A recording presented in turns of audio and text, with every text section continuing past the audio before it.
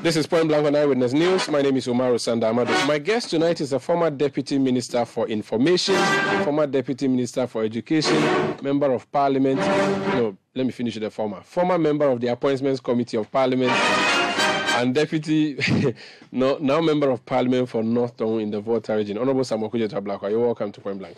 Hi, Umaru. Thank you very much. Happy New Year. I haven't seen you 2023. You came to pass through Australia Junction to Japan. You didn't stop. You could have stopped. Oh, you were there? Yeah, I have to be there. All you had to do was wave at me and I would have had a nice time with you on the rice farms. No, you should have stopped to say, oh, you want to check if your small brother is here. No, you didn't do that. You just came to... But next time we'll put barrier. You know you already have a barrier there. Don't worry, I'll do that next time. I'm going to let us talk about National Cathedral, but I think it would be fair to hear from you on the decision that has been taken against the 8 girls to sack them for insulting the president.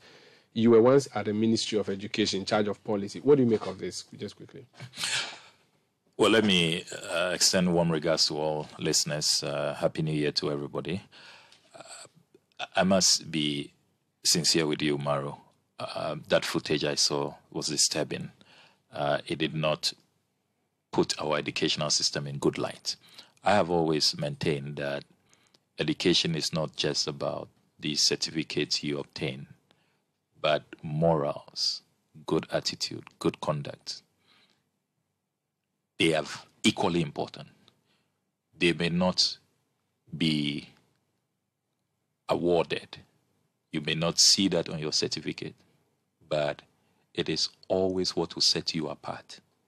You can make all the good grades, have all the A's, but if you have bad morals, if you are a kleptocrat, you won't last in any job. You will be a danger to society. You'll be a disgrace to yourself, your alma mater, your family, and everybody associated with you. So no one should justify what those SHS students did. It is incomprehensible and it has to be outrightly condemned. Having said that, I also believe that the essence of education is to reform, is to alter character, is to train up children in a way that their rough edges, their sins, their ills can be corrected. So in that regard, I do support sanctions, but sanctions should not destroy. I would prefer sanctions that are reformative, that rehabilitate, that offer an opportunity for the culprits, if you like, to have a second chance. And so in that regard, I think that the final decision of dismissal is quite high-handed, quite off the top, quite steep. I would have gone for some rustication, even if it's for an academic year. And during that period, you counsel them, you submit them to retraining. Because you see, the GES should recognize that anytime we see those outcomes, it means that all of us who have worked in education before or continue to work in education also must take responsibility. We must share in the blame. And also their parents. I am not one who believes that anytime a child or a young person errs, you look at only that person. That person is only a reflection of the system, a reflection of the society. So it's for the GES, the teachers in that school, the headmaster, what kind of disciplinary arrangement did they have? What kind of systems have they put in place? What is the model that is breeding such students. So go behind the students. Even we as adults, yes, they must go behind the students. Even we as adults, what examples are we setting that these students will be so emboldened to do this, to film it, and to put it out? We must know that the young ones will only reflect what they see and the kind of, upbringing that the community puts them through. So there are bigger questions and there are bigger issues to be addressed. And just, being high-handed, blaming them solely and throwing them out of the system is not the way to go. You run the risk of rather hardening them and they become a danger to all of us. So I will appeal that the GES and the minister responsible for education, they should take a second look at it. It would even be great if the president, who was at the receiving end, if he can say, look, these are my children. I know GES, you felt outraged like all of us. However, I am willing to forgive them. As we say, we don't throw the baby away with the bad water. Can you give them a second chance? They can face some other disciplinary measure. They can be rusticated. But bring them back. During that period, they should be subjected to some counseling, some retraining. Okay. And I'm sure that upon reflection, and as they go through that system, and as all of us reflect, and we put in place measures that prevent these things. Because, you see, it's becoming one too many. You remember the last time, during examinations, students could gang up and beat up an invigilator. I mean, how on earth? I mean, I couldn't believe it. So let's look at the wider picture. What is wrong there? What is wrong? What is wrong? Why has discipline so eluded us that the system appears to be breeding all these, miscontents in the system? So that's my view on that. Let's move on. This is just a side comment. Let's talk about your main thing. You've been writing epistles on the National Cathedral. You are the National Cathedral's chief critic. And you have been doing some digging on the National Cathedral. I've seen that you've written on social media that you've done some investigations and some money has gone where it should not go. What's the story? Yes, so I've not only been writing, but I've been doing a lot of work. And let me state ab initio that as members of Parliament, our work is to carry out oversight. So I've heard some people say that, does he want to become a journalist? Does he want to work for Citi FM or is he competing with, other investigative journalists? Really, that's our work. That's our work. The whole essence of checks and balances, the whole essence of carrying out oversight.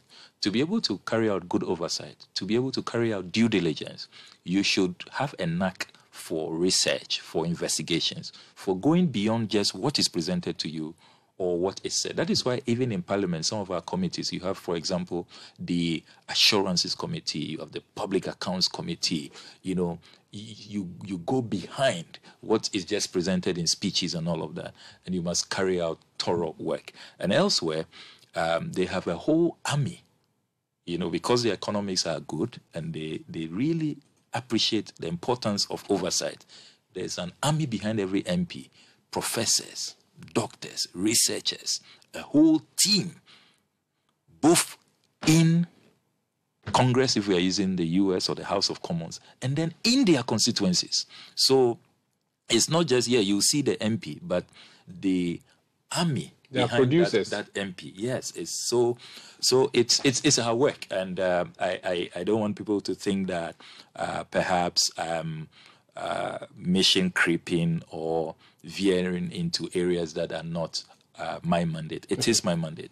Then the other caveat I must emphasize is that I am not doing this just because it is a cathedral which is being built.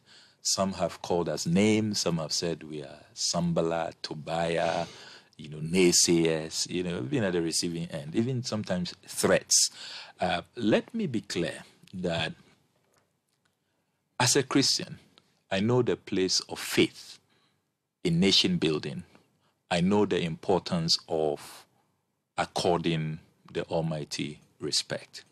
Now, it is because of that if we say that we want to do anything that glorifies faith, that projects the Almighty, we must proceed to do that which we set out to do in utmost purity, with integrity, high degree of integrity. And we should do it with the full transparency that we can marshal, that will be pleasing to God.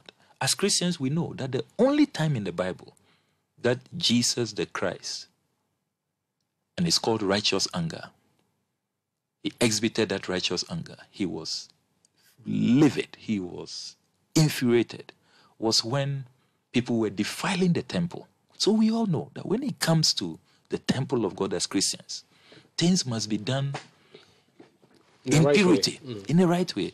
Because the only time Jesus Christ picked the whip was to clean the church, flog people, was to clean up the temple. And remember that the only time that in the Bible, in 1 Chronicles, that God said, hey, I'm not accepting this your offering, you are not the one, you are not fit, was when David set out to build a temple. The Lord said, you have shed blood, so it's not for you to build it. Forget about it. I won't recognize it. I won't appreciate it. So you just stop it. And David had to, just buy the material and all of that. But he did not proceed to build the temple. So let's be clear. We are not saying that this country should not give its respect, even though as New Testament Christians, we are told in the Bible that God does not now reside in buildings. He resides in us. Perhaps all the emphasis, all the talk, the whole noise that is being made, if we channel that, look at the first topic we were discussing and how our educational system is producing some of these students. If perhaps we channel that into personal integrity, into remembering that as Christians, as a Christian nation, God wants to dwell in us. We are the temples of God. And so let it reflect in our Auditor General's report. Let it reflect in our stewardship. Any assignment we are given, let that reflect. That will really be helping this nation more, be more pleasing to God. That will be better off. But yes, if we say despite the thousands of churches and cathedrals we have, we still want to go ahead and build a national one, let us not lose the Christian values. Let us not hide behind. And you see, throughout history, too many people have hidden behind religion to commit atrocities. Let's not forget that. As we speak, who is the most wanted man in Africa? Kony, the leader of the Lord's Resistance Army. Look at the blasphemous name he gave his group, and yet has committed atrocities, has maimed, has killed so many people. The Central African Republic. Yes, take the extremists, the so-called terrorists. They do it in the name of God. So if anybody thinks that because we are flagging God, we are mentioning God, and we say we are building for God, we will not carry out our parliamentary duties, our constitutional obligation of oversight will not be pursued, then that person must be mistaken. Christians are rational. Christians also know that in the last days, the Lord has said, it's not everybody who says, Lord, Lord, Lord, who will please him, who will make it to heaven. So let's understand these foundations. Having said that, this whole National Cathedral, there are three major issues I have with it. First is the timing. Are we sure that looking at the state of the economy, look at what is good. There's anguish in the land. There's pain. There's suffering. People are starving. People's life investments. I have seen people crying on live television. I have constituents when I read their letters. People who a few weeks ago were well-to-do. They can't pay school fees. They can't pay rent. And this has been going on for a while, since 2020, 2019. Remember that it's been coming. Are we sure that this is the time to do this? And we want to rush and do it in 4 years. I have been researching on cathedrals all over the world. We are making history And it's a wrong history. The Washington National Cathedral was built in 82 years. The Americans, a much wealthier nation, they took their time. The Milan Cathedral, more than 500 years. The Italians took their time. In periods of drought, of economic hardship, they slow down. They halt work for a while. Take the Cologne Cathedral. Decades. St. Paul's Cathedral in the UK. Decades. You know, so the timing is a major issue. Number two, the deception. This is a project that was presented as a personal pledge by the president. He even misled the clergy, the likes of Duncan Williams. I respect him very much. The venerable Archbishop put his credibility on the line, assured the nation that they have been told by the president that they are not using tax funds. When James Kwabena Bonnfe went to court, saying that the floodgates will be opened, very soon the Tigari people will say we should build them a national shrine. The Muslims will call for a national mosque from taxpayer funds and all of that. The Attorney General, in his response, said, no, we are not going to fund it. It's just, a minimal support, making land available. No monetary commitment. No monetary commitment. Then I intercept documents revealing that copious amounts of taxes have been released on the blind side of Parliament without parliamentary approval. And then the deception continued. When we brought the finance minister before the vote of censure committee, he sought to take refuge in contingency vote, a most reckless afterthought. A project of this nature, which you plan ahead, which is multi-year layer project, cannot be contingency. So when we exposed them in 2023, the 2023 budget, this year's budget, they now did the right thing and made an allocation of 80 million. Under tourism. Under tourism. I salute colleagues for joining us to defeat that allocation. So the deception, the lies. Then the third issue is with the model that we adopted. A country like Ghana, struggling to survive, we choose a model which is the most costly, a very reckless model. Instead of looking for a green field, an unencumbered land, we opted to demolish structures. Scholarship Secretariat, a building that I would never touch, having worked in education before. The Scholarship Secretariat, if you look at the people who have obtained scholarships and have gone through that place, from the likes of Kwame Nkrumah, Kofi Annan, John Evans Atta Mills, the Fulbright scholarship he received. Elsewhere, that property will be preserved. Even to paint, to change the lock, you will need approval. In other jurisdictions, they are the listed properties category. It's a tourist attraction. It makes a lot of revenue for those countries. We demolished all of that. Demolished the Judicial Training Institute. Now the Chief Justice is going around looking for a $50 million loan to build a new one. Judges' bungalows were demolished. Then the Comsys IT firm, Waterstone Realty, the private developer who has luxury apartments. Now he is in court demanding 120 million cedis in judgment debt. The Malian ambassador's residence was demolished. Now they are looking for land for them at Airport Residential, and we have to build a new residence. So do people say that the cost is $400 million? When you by the time you put all of this together, we'll be spending in excess of $1 billion. So the most reckless model was adopted. Then after all of this, the lack of transparency, the diversions that are taking place, I have already revealed how I raised a right to information request with the Public Procurement Authority. They responded that this project, the contractors, Ribade, which is a JV of 3 Italian companies, Rizzani, Di Ecca, Babisotti, and Di Simone, there was no respect of the public procurement law. The Procurement Authority says they have no records of this project.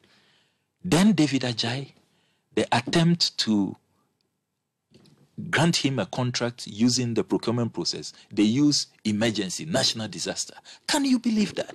So you're having a situation where after we obtained the breakdown, the 339 million, 113 million has been given to David Ajay. That's 34%. This doesn't happen anywhere. So the lack of transparency, the disregard for our laws. Then this year in 2023, we obtain fresh documentation. And what is emerging is even more scandalous than we had always thought. I have already put out the massive payout to a dodgy American called Carrie Summers, who has been indicted for antiquity fraud. He has been paid 28.2 million Ghana cedis. Can you believe that? A project that the contractors are starved of funds, and since March 14, 2022, they have abandoned work. This month is 10 months since the contractors left site. So when I hear the president screaming, oh, we will build it, we will complete it, it's laughable. Anybody familiar with this project knows that it's not possible. Well, our time is gone, but let's talk about the crash that you have brought into the news now. What did you find on that? Yes, so I discovered, going through the documents they brought to Parliament when they came before us for the 80 million approval. And I've seen MPP propaganda saying that, oh, I didn't do my background check well, I'll have known that it's a loan. I have a copy of the document here. Summary of disbursement of the seed money. And item 2, contractors mobilization. So Ribade, we all know they are the contractors. They have their allocations, how much has been paid them. Then I see this strange company, JNS Talent Center Limited, 2.6 million. I say, JNS Talent. I've never heard that they were contractors. They are part of this project. So I dig in, I obtain their incorporation documents. And to my shock, it's a small family business by a couple, Johannes Eshen and Sheila Eshen. They are reverend ministers. The stated capital is a small 500 cedis. I dig further, I realize that they only operate a small crèche at Dowenya. So I said, crèche, Dowenya. Their stated objective, principal objective at the Register of Companies is that they do skills and talent development. So I can understand that they have a crèche developing the talent and skills of our children. That's fine. But National Cathedral, who are they developing their talent? Is it Ajayi, the well-made architect already, or is it the reverend minister? So I said, this thing, we must look further. We look further, and it turns out that Reverend Johannes Eshen is the spiritual son, as he describes himself, and a branch pastor of Reverend Victor Kusi Boateng's church. Reverend Victor Kusi Boateng is the secretary of the board of trustees. Conflict of interest, very revealing. So we are asking questions. What did they do? Which part of this project have they been involved with? What's their track record? What's their capacity? Now we are hearing from MPP propagandists on social media that, oh, they advance a loan. And so, I mean... The Secretariat issued, I think, a statement that said that, yes, it was a loan that had to be repaid. A loan? From the talent company that you mentioned. Yes. I mean, ridiculous. Look, anytime the Secretariat issues statements, they worsen the situation. It's just like the 28.2 million. They said Carrie Summers is doing coordination. 28.2 million for coordination. So you see, all these diversions. Any wonder that the contractors are not on site? There's no actual construction going on. And this is the lost project, for crying out loud. What's your suspicion? If the company gave a loan and it's been paid back, there's nothing wrong with that. This is an afterthought. They really were hoping to get away with it. Why didn't they capture it as that? Look at the summary of disbursement of the seed money. And you have the breakdown. Yeah, so you can pay part of the seed money. Contractors mobilization. You can pay part of the seed money to the... Under contractors mobilization. Look at the category. Ribade Limited, advance payment, 71%. So it should have been under loan repayment. Yes. And let's see, and if you say loan, where is the board minutes to confirm that? Where is the board approval to confirm that there is some decision to go for a loan? Where is the loan agreement? Where is the transfer, bank transfer to the cathedral first and then... back to the... Yeah, I mean, so ridiculous. I mean, and you see, you wonder what is going on. These are taxpayer funds. At the time that you say you don't have taxes to even buy textbooks, to take care of people's investments, people's pensions. And this is what you are doing with the people's taxes. And then when you expose them, they come up with an even more ridiculous afterthought. I mean, please, let's fear God. Let's leave it here. and fear God too. Thank you so much, Honorable Okudzeto Ablakwa.